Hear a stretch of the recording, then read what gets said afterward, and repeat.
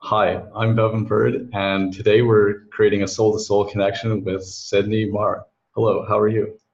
Okay, Bevan, so glad to be here. And I was delighted that you invited to ask me to join you tonight to have a chit chat about what's going on. Thanks very much for being here. So I'll just introduce you first. Cydney Mar is the Undesigner.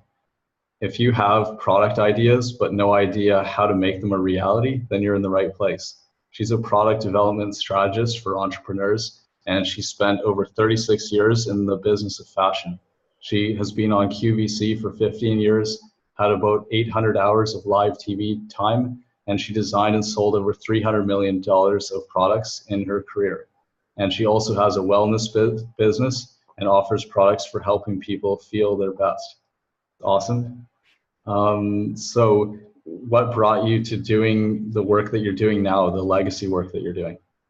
Well, I think I'm going to have to start back at the very beginning.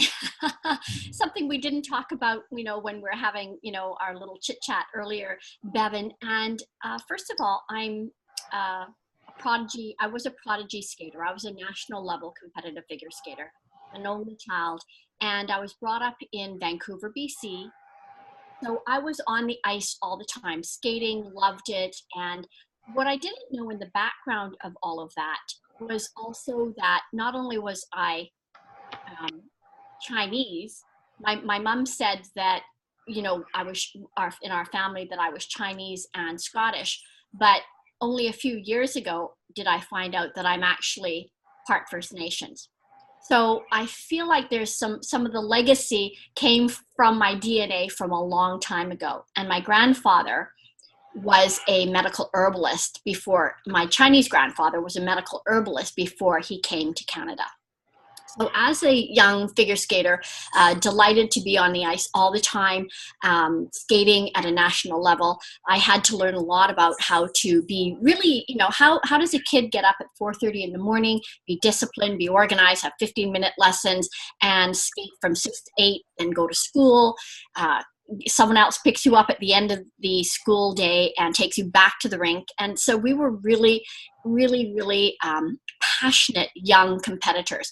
But at 18, I was hurt in a skating accident. A young man, another skater, skated into me, almost severed my leg, and I almost died. So that was my first near-death experience. My coach, talking about soul-to-soul connections, I was really his top skater, and I can't imagine how he felt when, he saw me hit the ice and he skated over to me, and he basically had to stop the bleeding. And it was 45 minutes before the ambulance came to get me. So there's a lot of, I'm going to say, karma, of connection, of people helping and caring for each other. So if it weren't for him, I would have died that day. And I wouldn't have had the opportunity to go on and to learn how to become a fashion designer. And my passion for sewing and creating things actually happened in high school. I was at an academic high school where, you're supposed to be learning all of the complicated things that bring you into university, right? But because it was in the 70s, and I suppose, at that time there was a concerns of the teachers that the young students would get involved in drugs or what have you, that they were always trying to keep us really occupied. And what happened when I entered into the school, the teachers who were doing the home ec, because in those days we had home ec built into our classes, had these programs where they were going to teach us how to sew something. And then we were so talented as a group of young women that a program or something they had figured out that was supposed to last for, say, 2-3 months, we would finish it in an afternoon. And I think all of the teachers went running into the teachers' rooms and, oh my goodness, what are we going to do with these young women? I think they were terrified. We're going to, we would go out and do wild drugs, right? And so they pooled their talents together and they created a pattern making. They did garment design. They did all of the things that you learn as a couturier, all of the things to do collars and things like that. So after my skating accident, because I was so good already at sewing and I did costumes for the young skaters and myself, In fact, one year I had 16 of my skaters, which means that I did more outfits. Can you imagine that there were 16 kids on the podium in my outfits? So I was delighted, you it's sort of like tell an overactive 18-year-old to sit and do nothing. So when I went back to school, I went to fashion to Blanche McDonald's, I really aced it. I was an honors graduate, and I went to New York, won a couple of awards, design awards, merchandising awards, illustration awards. And when I came home, I started my first business in 1980. So I am quite blessed in having somehow, even though it was a tragedy and a loss of my skating, because I have to tell you, I still think that walking is a strange and unnatural act. I'd be way happier on the ice. Sort of to me, it's like walk, walk, walk. It's sort of like, well, how awkward is this? It's just not as graceful as being on the ice, at least to me. Yeah, there's a big difference. Mm-hmm. Yeah, exactly. And so I did have a wonderful career in fashion, and I touched on a number of different products, mostly in fashion, but in jewelry and homewares and, different kinds of things like aromatherapy. And so because I'm not afraid of figuring out how to make things, when, my career was moving on and, I was doing QVC, as you mentioned, in 8 different countries around the world, people kept coming back to me saying, Cydney, can you help me with this? Can you help me with that? And so I started helping them develop their own products when I had my studio. But then 5 years ago, I had my second near-death experience. I was 54 going on 55. I got nothing more exciting than mono. But, you're supposed to get mono. I mean, what do they call it? The kissing disease? I guess I kissed someone. But you're supposed to get it when you're 12 or, in your teen years. And it actually crashed my immune system. And I ended up in the hospital. My whole body went septic. And they had to operate to save my life. And I was there for a full 2 months. So when I got out, I had lost almost all my hair, but I was devastated. And I had, not only that, my work was, shall we say, in the public.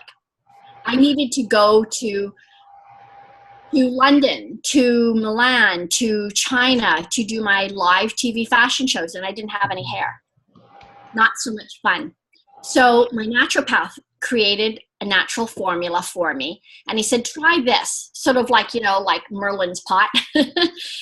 Try this. And it made my hair grow back like crazy. So I was so excited about it. And it was like within 2 months, I said, I have to make this easily available to anyone who is worried about not feeling well, wants to look their best, wants to go out their door and be proud of themselves, just be their own fabulous selves. And so I created Cydney Mar Wellness. So I have a beautiful product line of therapeutic caliber vitamins that really help people, whether or not they just want to look young forever, because I am turning the big 6-0 this year, or they are maybe coming out of an illness and they need to rebuild their bodies. Like I have products that not only detox the liver, but actually rebuild liver tissue. I have products for the bones that not only make the bones stronger, but they actually rebuild bone tissue. So they're kind of, they're energetically encoded. They actually have a deep therapeutic value, and we're getting great results. Even for people, we just did a new formulation called Beautiful Skin, which is for people who have, either want to look beautiful forever, or people who have real issues like eczema, psoriasis, and rosacea. And we've been able to help people within 3 weeks. And they're like, I've been struggling trying to figure, with cortisone creams or different types of things or detoxes, and had never been able to have their skin, really healthy. It's a really important vital organ. So I think when we talk about legacy, and what's our legacy work, for me, Cydney Mar Wellness is just helping people have the opportunity to reach into my cupboard of or my medicine chest of these beautiful natural ingredients that Mother Earth makes that are formulated to make them feel really well. So that they can go off and do the wonderful things they have in the world. You just made me think of a potential joint venture too. That's good. Yay.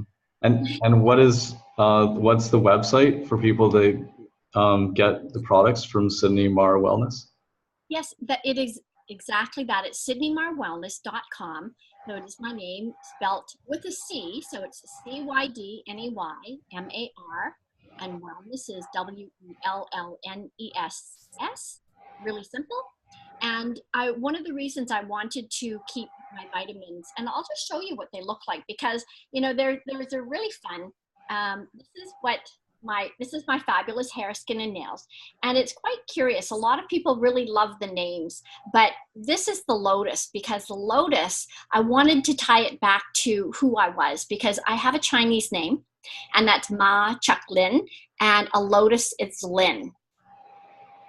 So it's really inherent in sort of like my DNA, my history.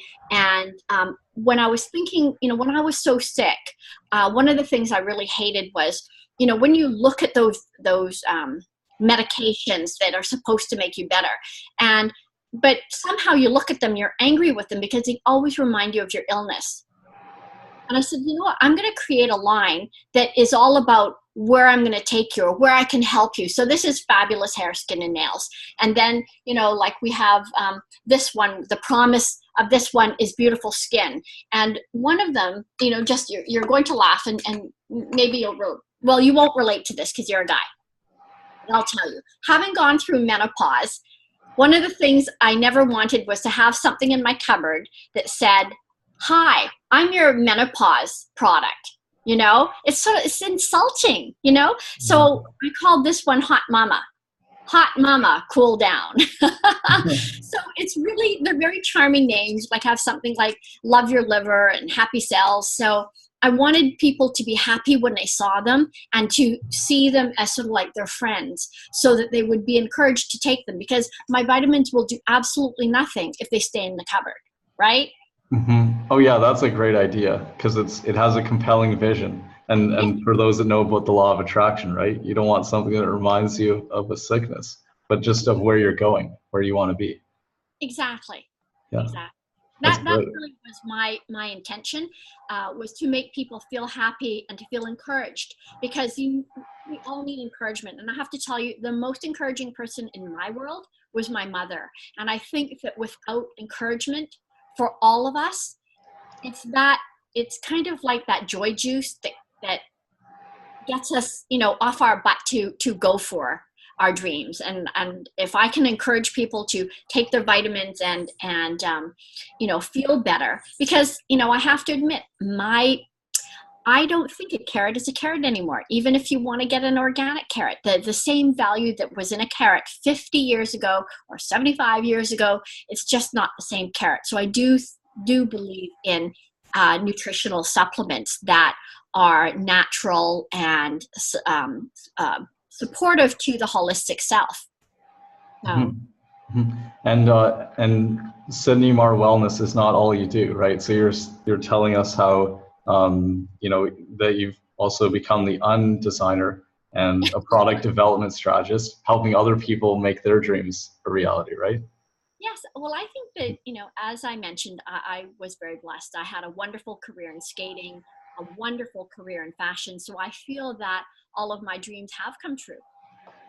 And I've survived near-death experiences, and I feel energetic and enthusiastic about life. And so when let's say, Bevan, that you and I went for coffee, or we decided to go and go to have some tea, I'm sure that we would hear, walking down the street or sitting in that cafe, we're going to overhear someone saying, "Oh, I have this great idea, but I don't know what to do. And, I've been thinking about it." And that's kind of like the noise that I've been hearing around me. And so all these years, after I wound down my fashion studio, people kept coming back. "Cydney, could you help me with this? Cydney, could you help me with that?" And I do feel that on a divine level, that we come here to earth, we have divine gifts, and it would be so sad not to bring them to life. Like I'm telling you, one of the things I do not want to do is to die and go and stand there,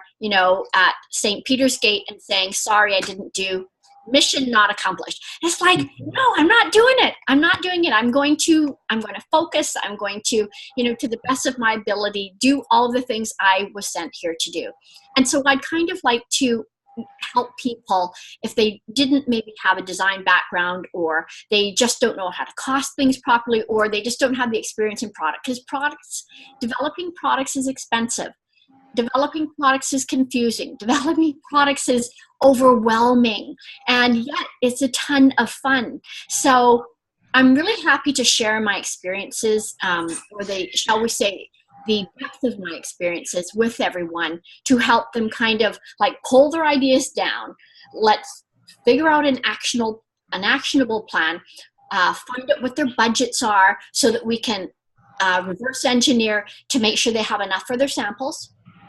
We can make sure they have enough money for their samples, make sure that they have enough money for their production, figure out how to scale it up, make sure that it's costed properly. I've even heard of people who have reasonably successful businesses say, I'm going to use an example of a soap soap making business. But then one day that person had Trader Joe's come and knock on their door, but they didn't structure the prices properly. So they missed out on a huge opportunity because they were doing it like a mom and pop shop, instead of building the margins properly so that they could scale up. So there's a lot of the prices were too low? Way too low. But the person thought, oh, well, I'm doubling it. Well, in their mind, they thought, okay, I'm doubling it. But then, there's always depreciation on, the money.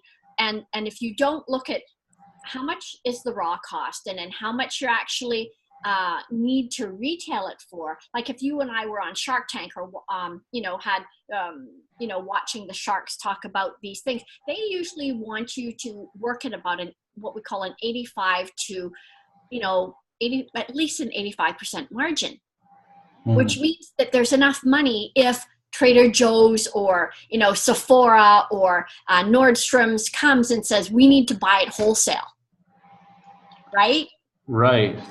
Good point. Yeah, and also in the joint venture world that I'm in, you have to have high margins, otherwise you can't do joint ventures because there's no incentive for anyone to get involved. Exactly. And there have been, for instance, a number of MLM companies that have approached me. But one of the reasons I didn't want to go into MLM in that kind of market for my wellness is because I wanted to make it easily available to others. And in MLM, there's a lot of price structuring that goes to all of the different people who have earned it, but it's not in the product. So I've structured the pricing so that I can sell it into beautiful spas or hairdressing salons. I am carried by some of the top hairdressing salons who have celebrity clients like Celine Dion or Jennifer Lawrence, etc., which is very exciting. I haven't heard yet if they've tried it, and I'm not sure who will tell me if they do, but I'm hoping that one day, that I'll be able to help some celebrities as well, because, again, if we're not feeling our best, then, we aren't going to be bringing our divine gifts to life, are we? Absolutely. So what is your sacred mission? My sacred mission, I think, as we were talking about, is really to help people. I'm going to say, I guess it's because it's my personal idea that, or commitment to myself, that I want to do everything. I want to develop my own divine gifts, and I want to return, at the time that I'm called home, I want to return and say, yes, mission accomplished. And so if I have dreams and gifts to bring to life, I would like to help everybody else do the same. So on one hand, I want to help them feel well enough so they can go off and go off and attempt to do their mission. On the product side, because I have a lot of experience to share, as I was saying there, I feel there's a lot of people who have beautiful ideas that they've shelved because they just didn't know what to do, couldn't figure themselves out. So I'd like to be able to offer, my assistance to them to help them figure it out according to their budget, according to, making it doable. And it's really fun because I have a lot of different types of clients that I'm taking to QVC or HSN, doing full fashion lines, jewelry. I'm helping people with what I call my product genie, which is lots of fun too, because I still love doing small projects for people. For instance, if they have a retreat, I can help them create really interesting products that are part of their swag, but really have heart and soul in it, that really reflects their brand, that really speaks to what their brand is about, because this is a lot about why we're here. So yeah, that's I guess like what you did with your wellness products, the way that they're designed, like what people see. yes. Mm. Yeah, absolutely. And I still, I still ship them out myself. I still make sure people get, what I call my little love notes from me with handwritten messages in them, encouraging them, and making sure that I'm available if they need a little bit of help or direction. Because there's a lot of easy things for people to do to make healthy choices that they forget about, like drinking water. Sometimes I think if I could just get people to drink enough water, it would be. I could actually go to see St. Peter's, and say, you know what, I got people to drink water, and I would be really happy, Yeah, yeah. I can see you have some lemon in there too. I do. And you know what's funny? In January, because now here we are in February. In January, I always do my tour of duty to see all of the doctors. Doctors, dentists, the gynecologist. I had my bone density done, et cetera, et cetera. But it was funny this year when I went to see my dentist. Because I'm being so careful about making alkaline choices, I'm using a little bit more baking soda, and like if I have a coffee, I put a little bit of baking soda in it. I put my lemons in here, which, as you may know, makes your body. It has an antibiotic effect, and it makes your body more alkaline. She said, I have never seen your gums be in such great shape. Ah, great. And I thought, okay, I know that, part of it has to do with, detoxing my body every day and having, lemons and making sure that I'm making healthy choices. But, I feel a little bit like a mother hen when, my wellness clients are saying, well, I'm not doing this. And I want to know, what did you eat for breakfast, lunch, and dinner? And are you drinking your water? And really simple things. And, because a lot of people are also trying to make, choices of being vegan or vegetarian, but they might be not learning enough about how to serve themselves in terms of protein. And that's really hard, because if they would like to step away from having any, proteins from the animal world, then they might be shortchanging themselves on protein, and it's still part of nourishing our bodies, whatever the sources we feel, is right for us. Do you use apple cider vinegar and honey? There's a certain kind of elixir. Yes.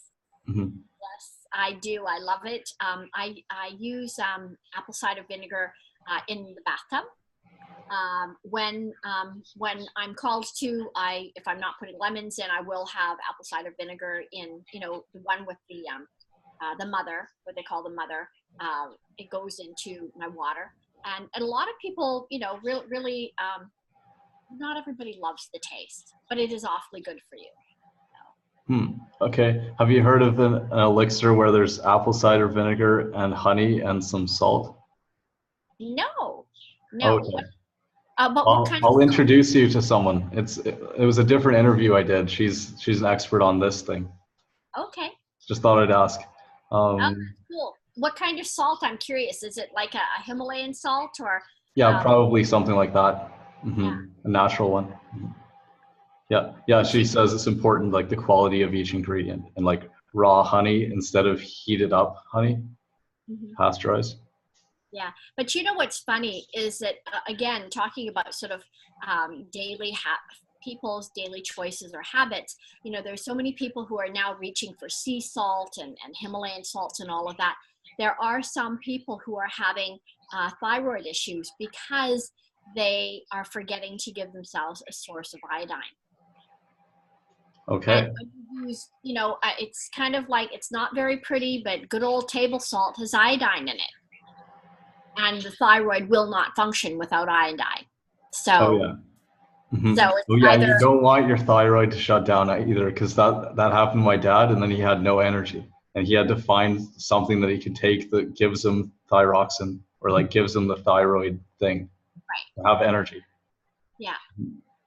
Yeah, and it's really curious. I do have clients who, you know, come to me with issues like that. And again, I'm not a naturopath, so that's why I call myself a wellness enthusiast. But I do have a brilliant team behind me where the naturopath, you know, they're so brilliant. I can't really understand what they're talking about, and sometimes they laugh at me because, you know, on the I was asking, I said, we need something to boost the immune system. And I always talk about what I'm looking for, but I'm not as knowledgeable. And the company that produces my products is, I think they're 36 years old. The president, his father started it, and, you know, really very natural and really high caliber knowledge.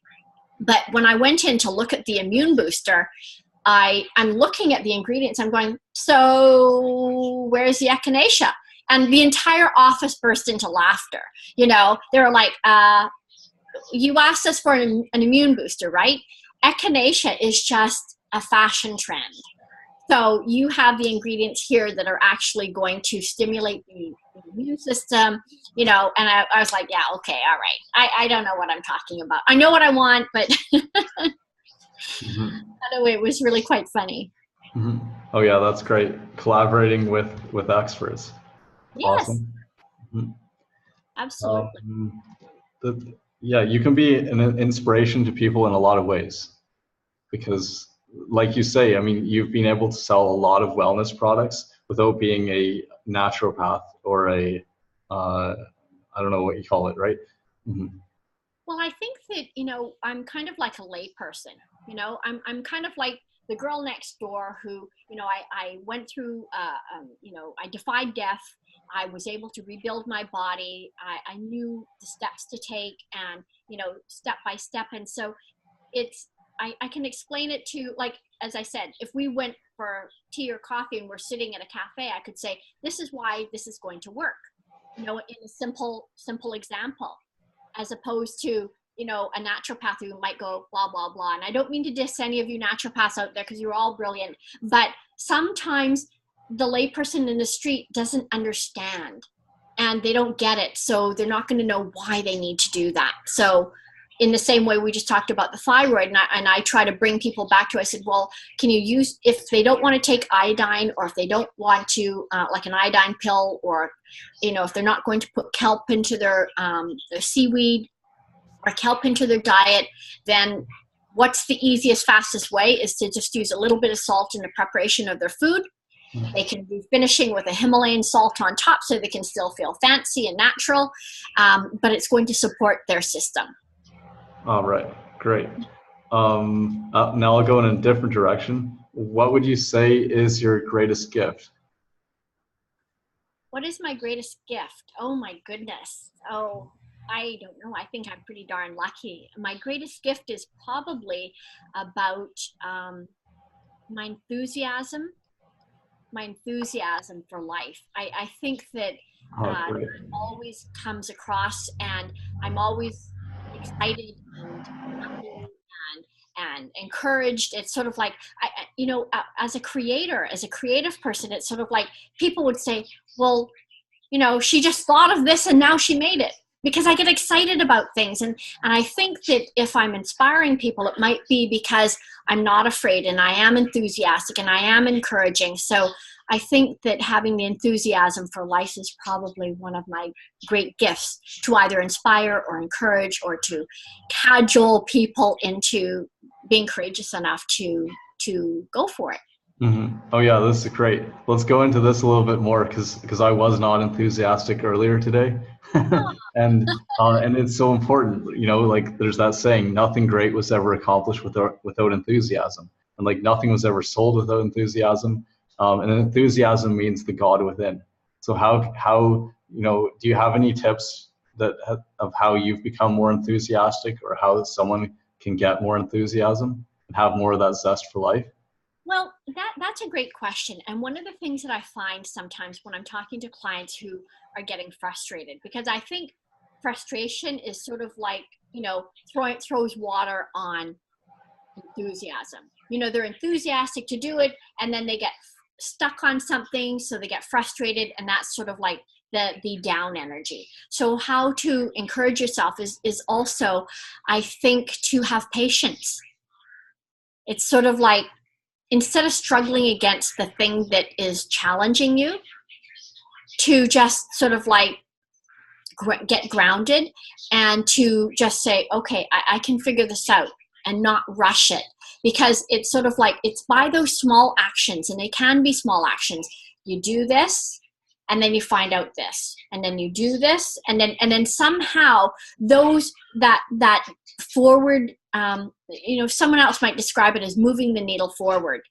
I think it's sort of like, if frustration and inertia are the killers of enthusiasm and forward movement, then we need to get things moving again. So I think it is action, but that doesn't mean to rush. It just means take the step, and then as you take the steps forward, it's sort of like you end up encouraging yourself. It's like self-encouragement. Oh, I did that.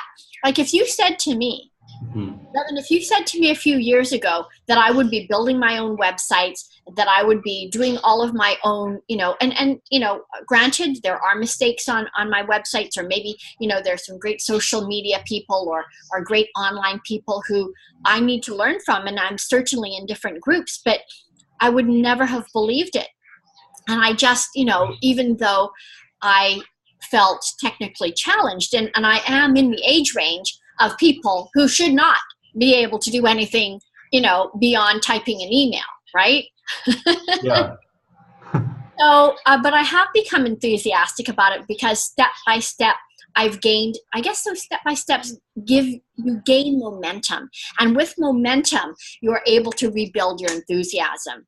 And I think it's kind of like that little cycle. Instead of going on the down cycle, you can take a breath, say, okay, now what do I need to do? And then step by step, so you're going to start climbing up that little ladder to really wind yourself up into a very nice, enthusiastic mode. Oh yeah, that makes a lot of sense. Like don't be so hard on yourself. Relax, right? Don't rush it, and like soothe yourself with your words. Like be encouraging, and then like you say, do the next thing. Get some kind of victory. This is what I heard from Jeffrey McGee. The victory leads to these other things, which leads to people being very motivated, and some other stuff. I forget what it was, but it's that same cycle you're talking about. Yeah. And like when I was a skater, and I remember being frustrated. So frustration sort of puts a damper on your enthusiasm. And I said to my coach, I said, Mr. Boyle, I said, when am I going to land my double axel? And he kind of looked at me and he said, when you land it. Like with the question, it was like, how many times do I have to do it? And he thought it was about a choice of just doing it. It wasn't how many times. And so I thought, okay. And then I went back, and I was in a lesson, and I just said, I'm just going to do it, because I was tired of falling down. So if there's no real, it's just doing it. And I think, you know, what have you I'm sure you've read it. Have you read Autobiography of a Yogi? No, I haven't actually. Oh, it's lovely. And one of the stories in it is, there's Babaji, one of the I think he's an avatar. He's talking about he I don't know how to say it in Sanskrit, but it's sort of like, by doing it is done. And I just think it's a great phrase, because at the moments that I'm hitting a frustrated moment, and I also realize, you know, I have a choice. I can either buy into my frustration, which doesn't do me any good. Or I can say, how am I going to expend my energy? I can expend my energy by doing, and it is done. So it kind of cuts the overwhelm. Instead of looking at the whole thing and saying, oh, I can't do it, it just breaks it down into actionable steps. Yeah, just do one little piece of it. And when you do one piece, you say, yay, I did it, celebrate, and then you go and you can start gaining some momentum on rebuilding your enthusiasm. How did you do this afternoon when you were being not enthusiastic? Yeah, absolutely. So did you do something this afternoon to get yourself out of your not enthusiastic? Yeah. Well, I kind of just like felt inside, what did I really want to do? Because see, I was just feeling like I had to work all the time and also being lonely too. But I heard from a mentor, he said that's your relationship with yourself though. But the thing about the doing, well, it was basically like having to work a lot, and so I was feeling very dull from just working and not playing, right? So it was like, what do I just want to do for fun, right? And I wanted to go in nature and do this jungle trek up all these rocks and boulders, like jump from rock to rock and stuff on this dried up stream bed, which is a fun place for me to go. And there's no one else there, and it's just in nature. And then I really recharge doing that, like being in nature. So that's what I did. Oh, that's wonderful. And I think that, so you actually took physical action to sort of like re-energize yourself. And I think this is really important because there are a lot of entrepreneurs out there who just, burn the midnight oil, and they forget to, to eat, sleep, to take care of themselves. But what's the fun factor? It's funny that we're talking about the fun, what's fun, because I'm teaching a mini course next week, and I'm talking about the 7 steps for approaching how to develop your own products. And guess what step number 7 is? Step number 7 is called the fun factor, because if you're not having fun and if you're not balancing your life and there's no joy, then why are we doing it? So we need, in our lives, we need to make sure that, yes, we have work to do, but we need to have fun breaks. Like I have I don't know if you've been hearing in the background. Have you been hearing like a bird tweeting? No, I haven't. Okay. Well, his name is Chuck. He's quite adorable. He's still a baby. I think he's 10 months old now. And he's what I call the bluebird of happiness, but he's a lot of fun. He's very engaging, and usually he's flying around, but I put him in his cage, and that's why I don't know if you can see it. It's kind of underneath the blue picture back there. That's his castle over there. But he's so charming, and he's a lot of fun. He runs around on my desk, when I'm doing this. And so when I'm being too serious about something, he talks now. So he'll start talking to my pen, and I've taught him how to say really fun things, and it just makes me laugh, So he goes, I love you. And then he looks at me and he goes, okay. And then he flies away, and then he goes, and he starts, doing other things like, good morning, my love. and then he calls my dog. Jack. And of course, Jack's running away, So, but I think, all of us need more fun in our lives, and it's really an important ingredient for our happiness, for our joy in whatever we're doing, whether it's work or play, Mm-hmm. Absolutely. And I've heard that play brings prosperity. It's very important.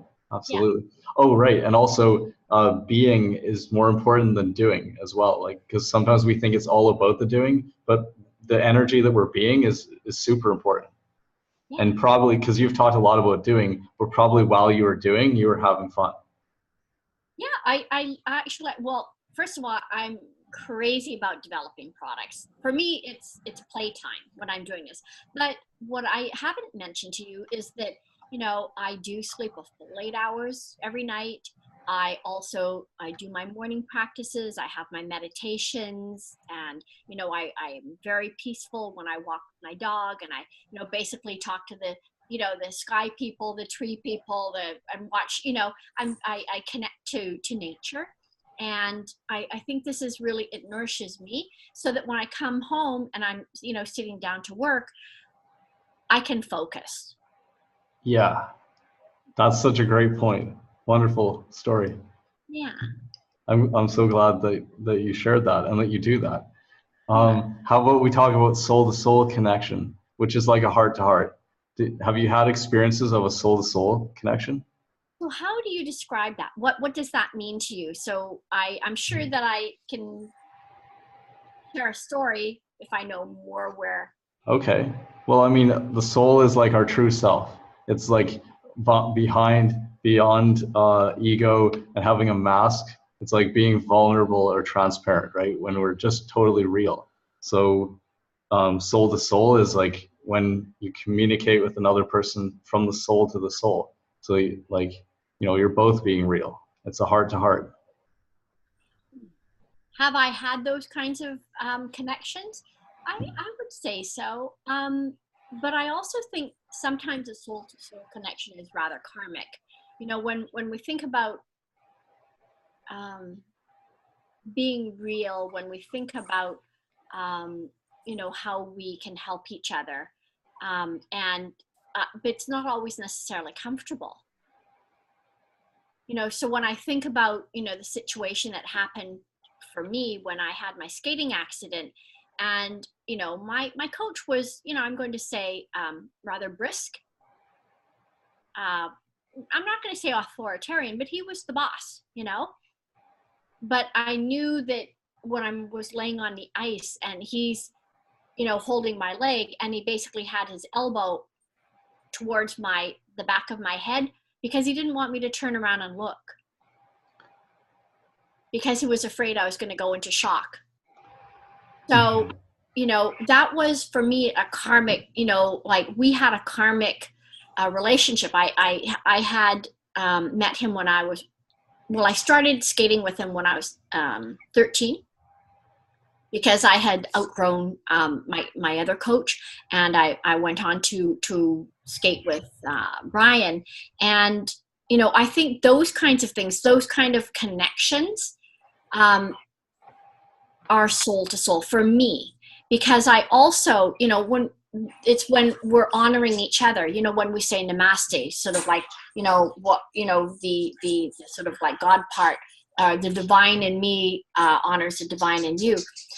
Brian and I had that kind of relationship. It was in the days, that was like the late 70s. And it was new at that time that he asked us to recognize him if we were skating his choreographies, because he felt that it was his gift. And even though that they were really, the choreographies belonged to him. So I'm sure he's the only coach who ever asked that his choreographies be acknowledged, which meant if I was skating it in a show, that it would be like, for instance, the name of my last show program was called Baptism. And it was a song by a Canadian artist called Anne Mortifee. And I was at my home club, Vancouver Skating Club. And so when I got out on the ice, it was Cydney Mar skating Baptism by Brian Power,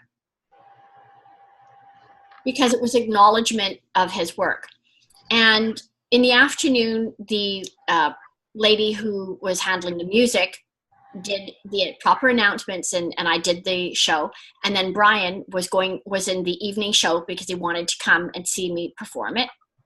So I stepped out onto the ice. It was dark, and she was kind of like, her name was Mrs. Moore, and she was kind of snobby, and she was like, well, it was like a bit of a, I don't want to say bad words, but it was sort of like, she didn't want to say Cydney Mar skating Baptism by Brian Power in the evening show. She did it in the afternoon show. And for me, it would have dishonored him to skate it without him being announced. So all skaters we're wound up to skate. Our music goes on, we skate. And I got on the ice, and he made the announcement. She neglected to say his name, and he's in the stands. And I went hysterical. I got off the ice because I didn't have permission to skate. I'm bawling my eyes out because I'm the star of the show and I'm not allowed to do my program. But, and I do think that, talking about karmic connections, soul to soul, like, because I honored him, he honored me by saving my life many months later when the skating accident happened. Oh, wow. Yeah. So, Yeah. Oh, that's pretty profound. yeah. And the namaste thing, absolutely. I just forgot to say that. There's lots of different ways that I said it, but yeah, definitely. I wrote that. And also it's like our higher selves meeting. Exactly. So and karmic, because when karmas are not finished, but when the contracts are met or signed or accomplished or transacted, I think then things fade away, because then many years later, because he was so brilliant, he sort of went off into the wild blue yonder, and shall we say he was probably drinking too much, etc. And there were times when we could no longer communicate. And I realized that we had sort of like completed our karmic contract, and that we both needed to go separately. Do you know what I'm saying? And I think this happens sometimes in soul connections, when people, that was the perfect situation where I could honor him and he could honor me and save my life. And then it was done. Yeah. Yeah. Okay. And let me also ask you about your story in Goodness Abounds. Did you put one story in that book? I did. Okay, like me too. And so we both co-authored this book, Goodness Abounds, and that's how we connected. Otherwise, I probably wouldn't have met you. That's how. Yeah. Isn't it wonderful? Oh yeah, it's such a great book. Yeah. You know what's fun is that I think that there's so many crummy stories out there today. Not crumb, and I don't mean that to diss anybody, but there's so many, you turn on the news and there's bad this and bad that, or frustrations. Goodness Abounds is all about feel good stories, true stories that, you can look at it, and there's so many different instances to remind us that there are good people out there. And, one of the things that I wanted to write about and I had published in this book was my story about Frere Andre. And it's very funny because as a child, my mother had what she called her saint, which was St. Jude. That was who she prayed to. A great connection. And I always wondered because, I'm going to say I'm an unbaptized Christian. My father was Presbyterian. My grandfather was a Presbyterian, Chinese Presbyterian missionary, who very, very, prim and proper and, strict. My mother was Catholic because of her part of her Scottish background. And so when I was born, they couldn't decide what to do. It's sort of like, well, when they got married, my mom was excommunicated from the church. So then what do we do with the kid? Which church? So they said, we'll just teach her, about everything we know about God. And, hopefully she'll choose something and learn. But I learned a lot about many religions and never chose which one to, and I'm perfectly happy. I have direct conversations with God when I need to. But one of the things that's the thing that matters, is having a relationship, a personal one. Yeah, exactly. And so I always wondered, I thought, well, who will I ever connect with? I wonder if I'll ever have a saint. So many years later, because I'm from the West Coast, I ended up here in Montreal.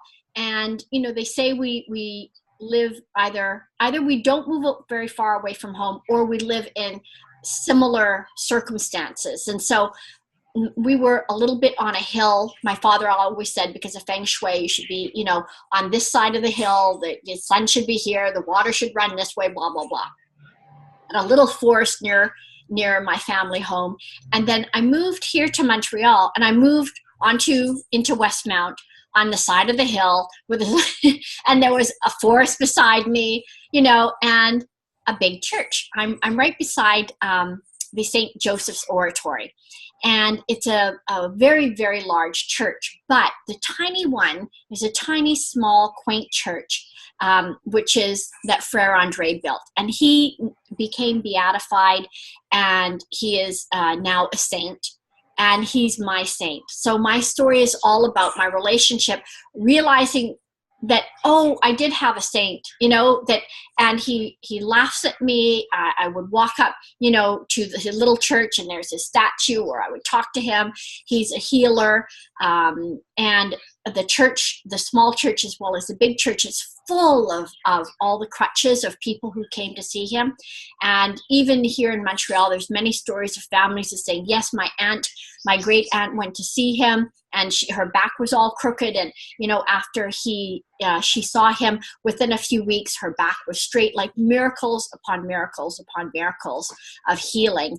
And so that's my story that I wanted to share about my relationship with Frere Andre. And my story is called Frere Andre and the Umbrella, because I had gone to him for solace one day, and I was, you know, praying, you know, at his, you know, where his body is. And actually someone had stolen my umbrella. And I was all upset, talking about upset and frustration. So I was upset because it was my favorite umbrella. And it had been pouring, you know, when I had gone up to the church. And, you know, but as I was, you know, going up, because there's 7 floors in the building, you know, because it's built into the side of a mountain, I was, you know, getting less. And I was like, oh, well, darn, you know, and then I could hear him laughing. It's like, well, you don't need the umbrella. And I thought, why don't I need my umbrella? It's my favorite umbrella. And then I burst out the back of the church, because my house was on the back side of the church, not in the front. So I burst out there, and of course, I come outside, and the sun is shining. And I really didn't need my umbrella. So it was really a story of faith, and about our relationship and connection, and that if someone needs something more than you do, then that's perfect.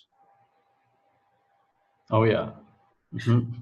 I believe in caring about each other and helping each other. Absolutely. That's what I wrote mine about in there. What's the name of your story, Bevan? I think it's called Let's Help Each Other. Oh, okay. It's much closer to the beginning. Okay. Okay, well, I'm going to have fun reading it, that's for sure. Yours too. Yeah. Well, it's been wonderful meeting you. Thank you for sharing all these stories and your expertise. Oh, you're welcome. I'm really excited about having had a chance to talk to you tonight, and our shared love of good stories, and, you know, the action of spirit, and, you know, bringing out our divine gifts. And goodness and wellness too. Yes. Yeah. Thank you so much for this conversation today. You're welcome. I'm sure we're going to know each other for many years to come. Thank you. Oh, absolutely. I'm glad that we got to meet.